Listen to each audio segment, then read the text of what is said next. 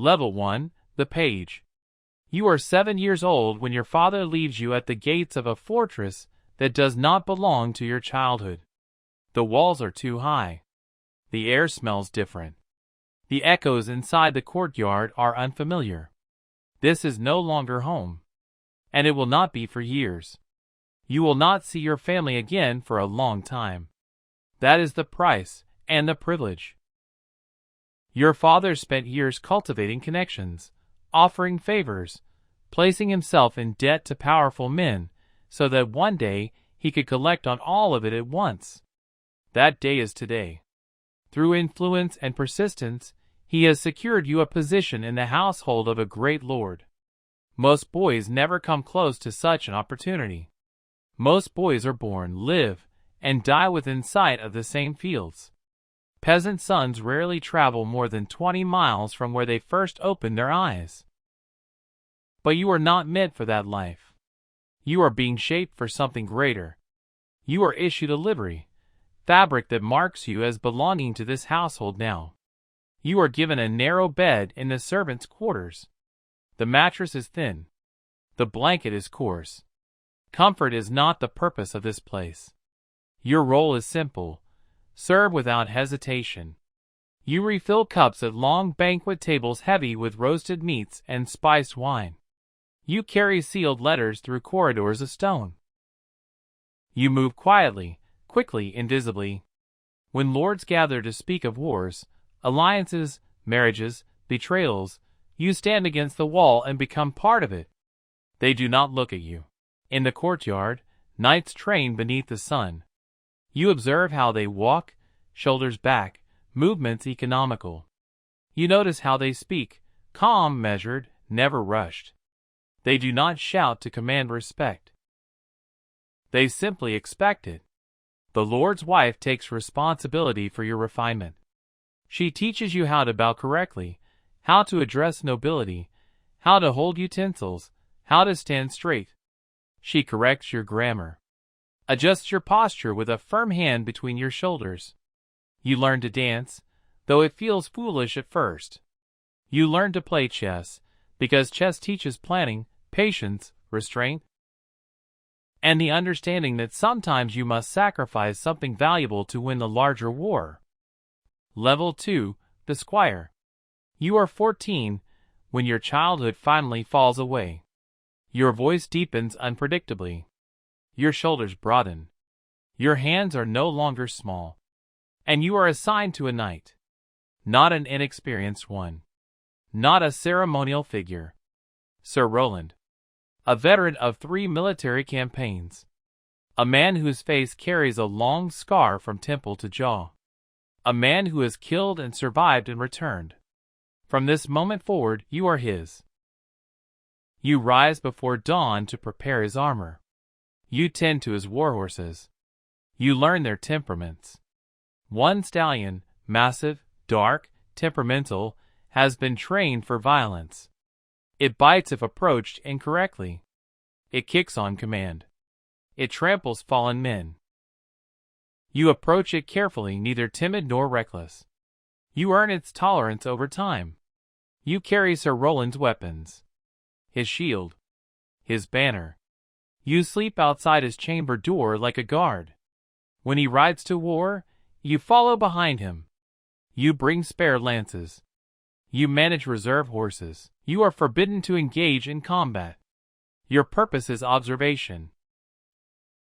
Level 3, the Bachelor Knight. You are 21. Your training is over. The night before your knighting, you fast and kneel alone in the chapel for 12 hours, reflecting on the oath you will swear, to defend the weak, speak truth, and serve God and King. The words are noble. You know the reality will be harsher. At dawn, before nobles, soldiers, and your aging parents you kneel. The Lord touches your shoulders with his sword. You gain the right to bear arms, own a warhorse, and wear golden spurs, but no land, no income, no security. You have the title, not the wealth. Your armor was bought with your father's sacrifice. Your horse costs more than you can comfortably afford. You survive by fighting. In tournaments, you clash in chaotic melees and charge at full speed in deadly justs. Men are trampled, impaled, killed. But victory brings money and visibility. Lords watch, searching for talent. You learn that honor bends to survival. Sometimes you win. Sometimes you let a powerful heir take glory in exchange for opportunity. Pride does not sustain a career. You sell your sword in campaigns, moving from war to war, building your name. This stage is perilous. One grave injury or a lost horse could end everything. Many landless knights die poor and forgotten. You refuse to be one of them. Level 4, the Household Knight. At some point, someone powerful notices you. Perhaps after a brave act in battle, a string of tournament victories, or your steadiness during a failing campaign when others fled. A lord offers you a permanent place in his household. You accept. The watering ends. You are given a chamber, steady meals, and reliable pay. Your horse is properly kept. Your armor maintained. In return, you belong to him. When he calls, you answer. When he rides, you ride beside him. At court, you stand behind his chair, a silent reminder of force. You train his soldiers, enforce discipline, guard his family, and represent his authority. You are no longer a hired sword. You are part of his inner circle, a brotherhood of household knights who eat, drill, and fight together. Trust forms in shared danger. Your duties expand beyond battle. You deliver sensitive messages spoken, not written. You escort his daughter through hostile lands to secure an alliance. You quietly investigate whispers of betrayal. You begin to understand that real power is often exercised in private rooms, not on open fields. Wars are shaped in negotiations long before swords are drawn. Your blade stays sharp, but your judgment grows sharper. Level 5, Champion of the Realm. Years of war make you the kingdom's most seasoned commander. You repel foreign invasions, crush internal rebellions, and even capture the king's traitorous brother. For this, you are named Champion of the Realm, not a ceremonial title, but the crown's living weapon.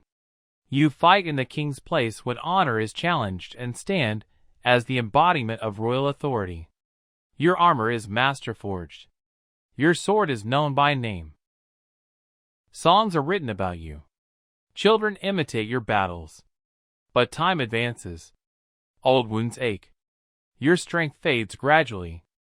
Younger knights watch, waiting for their moment. You know one day you will fall. But not today. Today the capital cheers your name. You began as an invisible servant boy. You end as a legend. Every scar was the price of the climb.